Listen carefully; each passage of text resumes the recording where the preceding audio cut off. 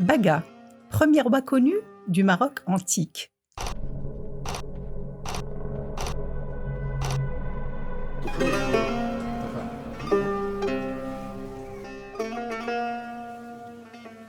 Nous sommes dans l'Antiquité lointaine. Le Maroc, du moins sa partie septentrionale, est connu par les Romains à la lueur des guerres puniques. Ces guerres qui avaient opposé pendant pratiquement un siècle Rome en tant que puissance montante à l'empire maritime Carthage.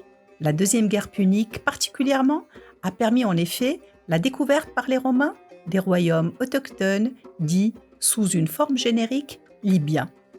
Les Romains restent de ce fait les principaux informateurs sur cette époque puisque toute la littérature punique quasiment avait été incendiée durant le sac de Carthage. Depuis cette date, les Romains commencent donc à décrire de manière plus nette et plus précise le royaume de ce qu'on appelait alors la Maurétanie. C'est la Morusia des auteurs grecs, la Maurétania des auteurs romains, pays des Maurusiens, les Maures.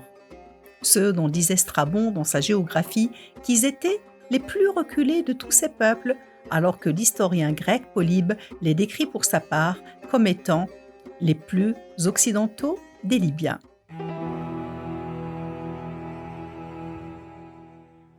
Le mot mort n'est pas sans me rappeler celui des Romara, Irmoren en Amazia, branche des sédentaires Msmouda, décrit plus longuement par les auteurs médiévaux. Ibn Khaldoun affirme en ce sens que le territoire des Romara couvrait dans un premier temps tout le Rif pour s'étendre le long de la côte méditerranéenne, de la Moulouya jusqu'à l'Atlantique et de là descendait jusqu'à avoisiner la Tsamsna, correspondant plus ou moins à la région de la Chaouia. Quant aux morts des récits antiques, leur territoire allait de l'océan Atlantique à la Numidie. Leur premier roi connu, à la fin du IIIe siècle avant Jésus-Christ, durant la deuxième guerre punique, était Baga, alors que le roi Anté relève plutôt du domaine mythique et légendaire avec un gigantesque tombeau qui lui est attribué, situé au niveau du mégalithe de Mzora, dans la région de Larache. L'historien de la Rome antique, Titus Livius, est le premier à citer Baga dans les sources latines. Un prénom inconnu sous cette forme amazigh, mais qui est rapproché du terme Abki, désignant le chacal chez les Touaregs du Hogar, ainsi que le rappelle Gabriel Camps en se basant sur les travaux de Charles de Foucault. Pour revenir à Titus Livius, celui-ci précise en substance que lorsque Massinissa, roi de Numidie orientale, était passé d'Espagne par la Maurétanie à la mort de son oncle et de son cousin pour rejoindre les États de son père Gaïa, le roi des morts était alors Baga. Titus Livius rappelle aussi les supplications de Massinissa et ses prières les plus humbles pour obtenir de Baga une assistance puisqu'il était incapable de se battre par ses seuls moyens.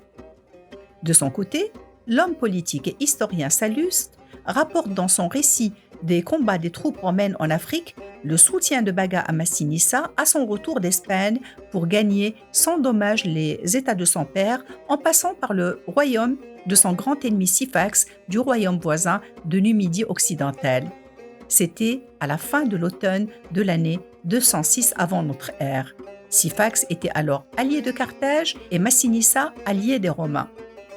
Quant à cette aide, elle se présente, à défaut d'une armée pour se battre, d'une escorte de 4000 morts. Ce qui nous donne tout de même une idée sur le rang de Baga, qui n'a rien de celui d'un petit chef de tribu ou d'un simple roitelet. Par la même occasion, nous avons là une idée sur le rang de son royaume à travers le rôle joué entre les deux puissances régionales, à savoir Rome et Carthage. Par ailleurs, des découvertes maritimes effectuées dans le port de Mlilia, dit dans l'Antiquité russe à dire, a permis la découverte de monnaies carthaginoises datant de la deuxième guerre punique, permettant d'asseoir la théorie de la mise à disposition par Baga de ports du littoral méditerranéen, à l'instar de Mlilia. Que savons-nous au juste de l'étendue de ce royaume mort ? Le préhistorien français Gabriel Camps nous en dit: si le royaume de Baga peut être situé sans peine dans la future Maurétanie tingitane et plutôt dans sa partie occidentale, il est impossible de préciser son étendue. Gabriel Camps privilégie la domination de ce royaume sur les villes littorales comme Lixus, Tingi, Tamuda, ainsi que les sites d'Emsa et de Sidi Abd Salam, ou encore plus à l'intérieur, Volubilis. L'histoire antique de ce royaume reste donc encore mystérieuse, que ce soit dans ses frontières précises ou dans la liste de ses chefs. Certains affirment que Baga est fondateur de la dynastie régnante du royaume de Mauritanie. Mais il n'est pas permis d'établir de manière documentée la filiation directe entre Baga et Bocchus, dont Sallust disait dans sa guerre de Jugurtha « Tous les morts étaient sous l'autorité du roi Bocchus qui, sauf le nom, ignorait tout du peuple romain et avec qui nous n'avions davantage de relations pacifiques ou hostiles. » Ainsi, plus d'un millénaire avant l'arrivée d'Orient, d'un réfugié oriental, fondateur d'un État musulman avec l'aide des populations autochtones, existaient des royaumes méritant davantage d'éclairage que l'espace quasi inexistant dans nos manuels scolaires.